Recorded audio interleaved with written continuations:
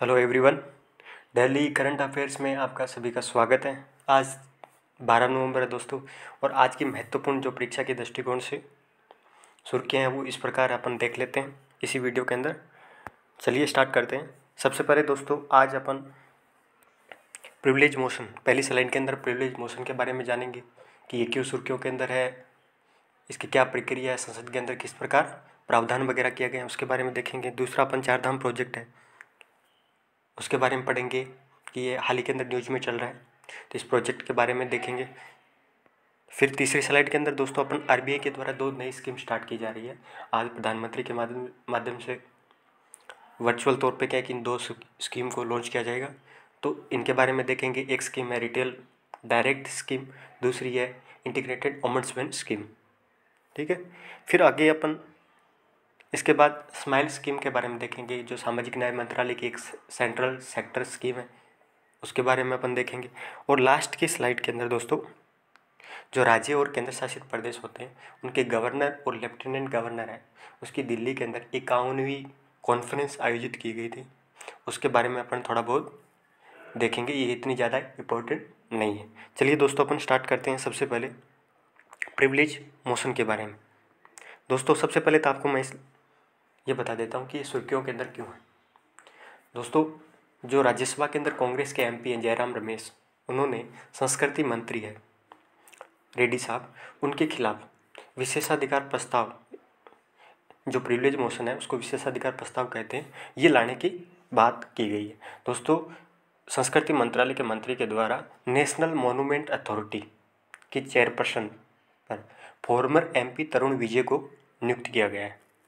लेकिन जयराम रमेश का मानना है, एमपी जयराम रमेश का मानना है कि जो 2010 के अंदर नेशनल मॉन्यूमेंट एक्ट आया था उसके अंतर्गत जो चेयरमैन की योग्यता है जो दी गई है उसके हिसाब से वो फिट नहीं बैठते। फॉर्मर तरुण विजय, 2010 के जो एक्ट है उसमें क्या है कि एक्सपर्टीज़ दी गई है कि आर्किटेक्चर सेक्टर के अंदर एक्सपर्टीज हो अच्छी तरीके से, उसको टाउन प्लानिंग के बारे में क्या कि नॉलेज वगैरह हो। ठीक है, तो उन लोगों को क्या है कि चेयरपर्सन पे नियुक्त किया जा सकता है, जबकि क्या है कि जो फॉर्मर क्या है कि तरुण विजय उनके पास नहीं है। तो इस प्रकार जयराम रमेश का मानना है कि मंत्री के द्वारा 2010 के एक्ट के माध्यम से संसद के विशेष अधिकारों का उल्लंघन किया गया है। ठीक है, तो तब ये प्रस्ताव लाने की बात कर रहे हैं। अब दोस्तों अपन क्या है कि विशेष अधिकार प्रस्ताव क्या है उसके बारे में बात कर लेते हैं, इसके नियम क्या है, किस तरह पेश किया जाता है। तो दोस्तों संविधान के अंतर्गत संसदीय विशेषाधिकारों की बात की गई। सबसे पहले अपन संसदीय विशेषाधिकार के बारे में देख लेते हैं कि आर्टिकल संविधान के अंदर आर्टिकल 105 सेंट्रल लेवल पे और आर्टिकल 194 के अंतर्गत क्या है कि राज्य लेवल पे संसदीय विशेषाधिकारों की बात की गई है। दोस्तों संसदीय विशेषाधिकार कुछ विशेष अधिकार, छूट और एक तरह से क्या है कि जो संसद एमपीज रहते हैं, एमएलए रहते हैं, उनको कार्य करने की स्वतंत्रता, उनका कामकाज प्रभावित न हो, उसकी सुरक्षा सुनिश्चित करने के लिए व्यक्तिगत और सामूहिक अधिकार प्रदान किए गए हैं आर्टिकल 105 और 194 के अंतर्गत। ठीक है, तो उनको अधिकार है। ठीक है, इस आर्टिकल के तहत क्या है कि उनको अधिकार है। हालांकि दोस्तों ये चीज़ बता दूं आपको, संसद के अंतर्गत प्रिविलेज मोशन को लेके कोई भी एक्ट वगैरह नहीं है, लेकिन इन दोनों आर्टिकल के आधार पे संसद की अवमानना होती है सदन के अंतर्गत।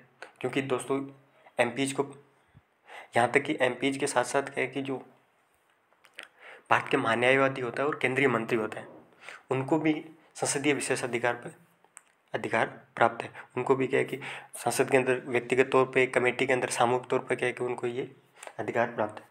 तो दोस्तों जो ये है संसदीय विशेषाधिकार।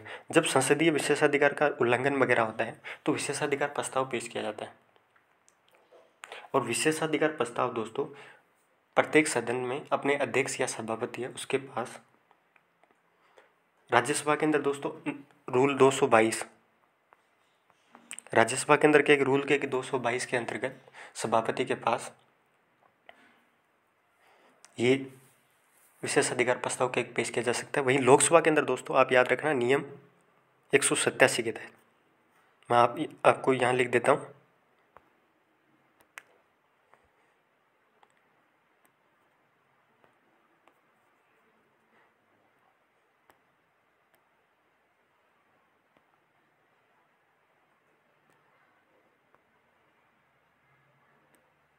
जो लोकसभा है उसमें 187 के अंतर्गत विशेषाधिकार प्रस्ताव पेश किया जाता है। दोस्तों, जब विशेषाधिकार के प्रस्ताव पेश किया जाता है तो अध्यक्ष और सभापति पहले स्क्रूटनी के तौर पे उसकी जांच करते हैं, फिर उसको आगे विशेषाधिकार कमेटी के पास ट्रांसफ़र करते हैं। ठीक है, फिर वो अच्छे विशेषाधिकार समिति दोस्तों एक स्टैंडिंग कमेटी है जो लोकसभा और राज्यसभा के लिए, जो ये देखो लास्ट दे रखी है कि विशेषाधिकार समिति एक स्टैंडिंग कमेटी है। इसको अध्यक्ष, लोकसभा के अध्यक्ष या राज्यसभा के सभापति के माध्यम से स्क्रूटनी करके अच्छी तरीके से इसको क्या है कि इस कमेटी के पास भेजा जाता है। दूसरी बात यह है कि दोस्तों जो लोकसभा के अंतर्गत क्या है कि जो विशेषाधिकार कमेटी होता है उसमें याद रखना आप 15 सदस्य होते हैं, जबकि राज्यसभा के अंदर क्या है कि 10 सदस्य होते हैं। तो ये दो चीज़ भी अपन को याद रखनी है। तो इस कमेटी के आधार पर क्या है कि ये जांच करती है अच्छी तरीके से, फिर क्या है कि वापस सदन पटल पर रखा जाता है और फिर सामूहिक चर्चा की जाती है, आधे घंटे की बहस की जाती है एक तरह की, और फिर क्या है कि सदन अवमानना के आधार पर दंड देने का प्रावधान किया जाता है। तो ये एक दोस्तों प्रिविलेज मोशन है, अपने को ध्यान में रखना है, ये न्यूज़ में था इसलिए। ठीक है, अगली बात कर लेते हैं दोस्तों चार धाम प्रोजेक्ट के बारे में। चार धाम जो प्रोजेक्ट है दोस्तों एक बहुत ही महत्वपूर्ण क्या कि प्रोजेक्ट है, लेकिन उससे ज़्यादा क्या है कि ये बहुत ज़्यादा न्यूज़ में इसलिए क्योंकि ये जो हिमालयन क्षेत्र है, इन्वायरमेंट के दृष्टिकोण से बहुत ज़्यादा ये सेंसिटिव एरिया है, और उसके अंदर के जो इंफ्रास्ट्रक्चर का ये प्रोजेक्ट है उसमें उसको लेके क्या है कि ये अभी सुप्रीम कोर्ट के अंदर इसको लेके एक हाई इम्पावर्ड कमेटी भी 3 जजों की कमेटी भी बैठी गई है, बैठा रखी है। तो ये लगातार क्या है कि न्यूज़ में रहता है, क्योंकि गवर्नमेंट क्या है कि चाहती है कि कैसे जैसे करके क्या है कि रक्षा के दृष्टिकोण से, फिर वैसे क्या है कि अवसंरचना के दृष्टिकोण से ये प्रोजेक्ट पूरा किया जाए, जबकि पर्यावरणीय दृष्टिकोण से भी ये बहुत ज़्यादा सेंसिटिव प्रोजेक्ट है। ठीक है, संवेदनशील प्रोजेक्ट है। तो अपने चार धाम प्रोजेक्ट के बारे में बात कर लेते हैं दोस्तों। सुर्खियों में क्यों है मैंने आपको बता दिया, क्योंकि अभी सड़क परिवहन मंत्रालय के द्वारा ये प्रोजेक्ट बनाया जा रहा है, और आगे बताऊंगा आपको क्या कि इसमें चार धाम है उनको जोड़ा जा रहा है। सड़क मंत्रालय के द्वारा डिसाइड किया गया था कि इसकी 5.5 की सड़क की विड्थ होगी, और जो सुप्रीम कोर्ट की कमेटी है उसने भी क्या है कि उस प्रस्ताव पे स्वीकृति दे दी थी। लेकिन फिर क्या है कि रक्षा मंत्रालय बोला कि हमें रोड की जो लेंथ है, जो विड्थ है, वो 5.5 मीटर के बजाय हमें 10 से 14 मीटर की विड्थ चाहिए। और इसी को लेके आपस में क्या है कि अभी रेट वगैरह याचिका वगैरह ग्राउंड कार्यकर्ता है उनके द्वारा याचिका लगाने के बाद लगातार ये सुर्खियों बना है। तो ये न्यूज़ थी दोस्तों। सबसे पहले अब प्रोजेक्ट के बारे में बात कर लेते हैं।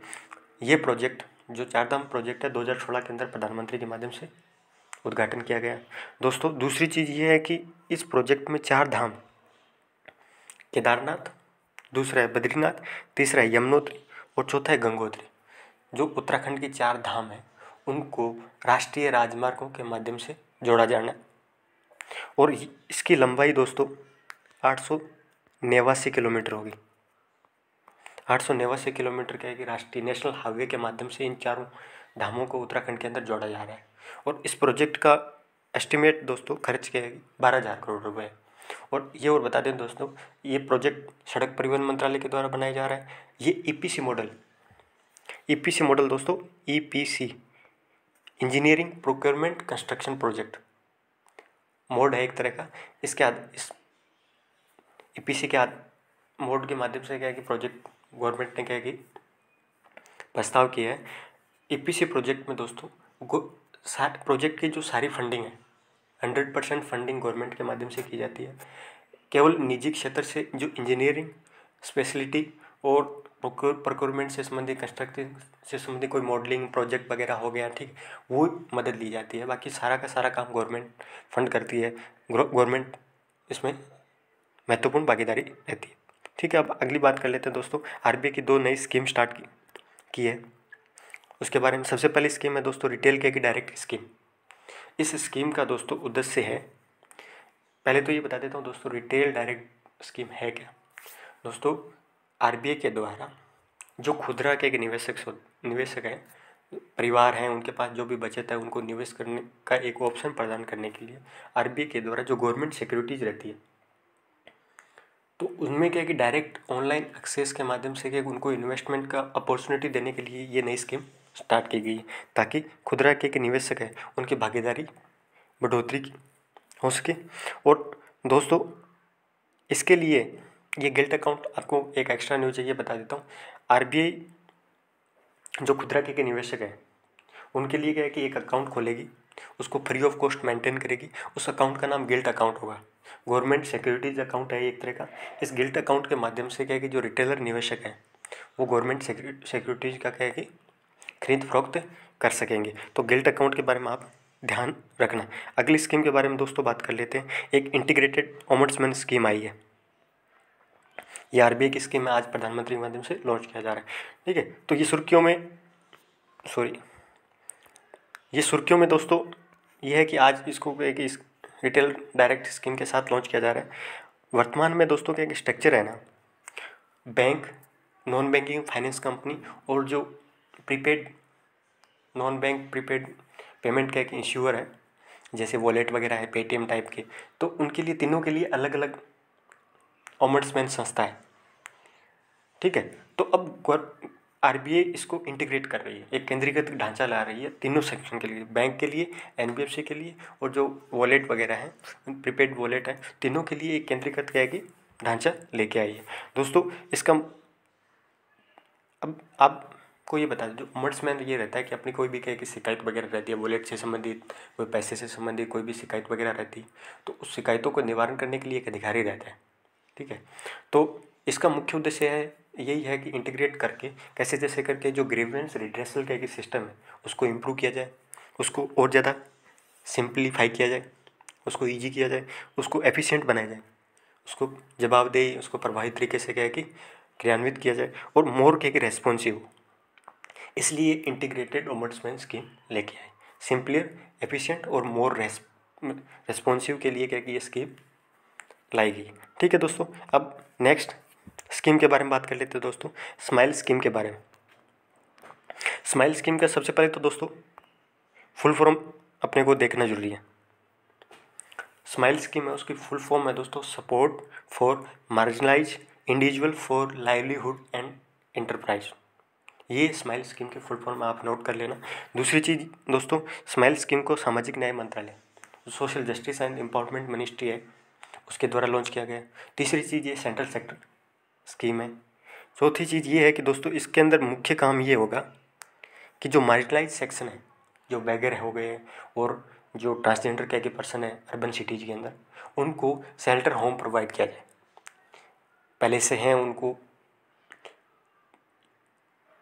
पहले से यदि शेल्टर होम स्थापित हैं तो उनको वितरित किया जाए, नहीं है तो नए शेल्टर होम के निर्माण किया जाए। तो ये इस स्कीम का मुख्य उद्देश्य है। इससे स्कीम से दोस्तों मैं लगभग बता देता हूँ आपको, 60,000 अप्रोक्सीमेट ये है कि 60,000 जो पुअर पीपल है उनको ये बेनिफिट ये स्कीम लगभग करेगी।